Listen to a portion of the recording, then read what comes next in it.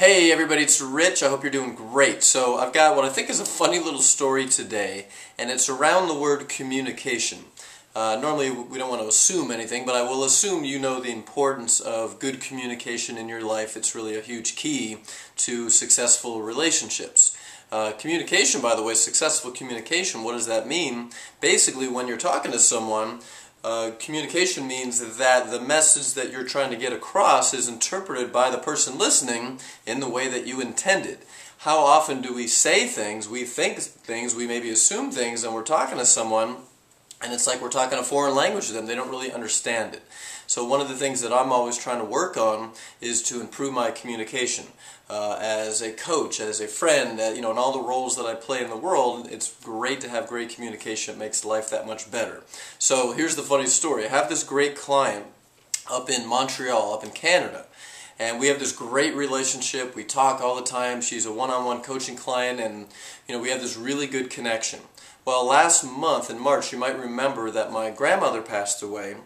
And I was gone for about a week up in Chicago and with the family and at the funeral and whatnot. And so during this time period, this client was kind of going through a tough period, and she was trying to get a hold of me. Literally the day that I was flying up to the funeral and I was with all my family, she called me a couple times, and quite honestly, I just couldn't call her back. I was really wrapped up with the family and whatnot. So she sent me an email that basically said, hey, where are you at? And it wasn't like the normal tone, a very loving tone that I get from her. And I wrote her back an email saying, hey, I apologize for not calling you right back, but I'm at this funeral, I'm with my family, and, give me a little bit of time. She writes me back an email, and it opens with one word, and the word was, whatever.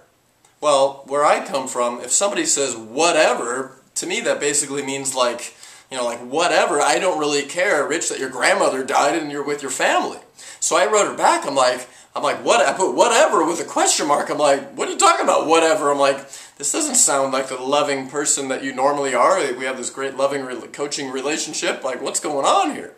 And she wrote me back and said, Rich, where I come from, up in Montreal, whatever is the equivalent of here in California when we say no worries. So it's like, hey, sorry I didn't call you back right away. In her mind, she was saying, hey, no worries, I totally understand. She wrote whatever, and I was like, what do you mean whatever? So I picked up the phone and called her, and I was like, oh my God, and we had the hugest laugh over it. She felt awful, like for a couple days, even after we had this laugh, she felt so bad, and I was like, get over it, whatever, right? So now that's our little joke back and forth, is we always just write each other whatever. So I think you get my point here. How are you communicating with others? Are you getting your point across to them, or are they hearing whatever when you might mean something else? So I hope you like this little story for my friend in Montreal. I didn't share her name just in case she thought this was maybe a little too personal to share, but you know who you are, and to you all I have to say is whatever. Have a great day, everybody.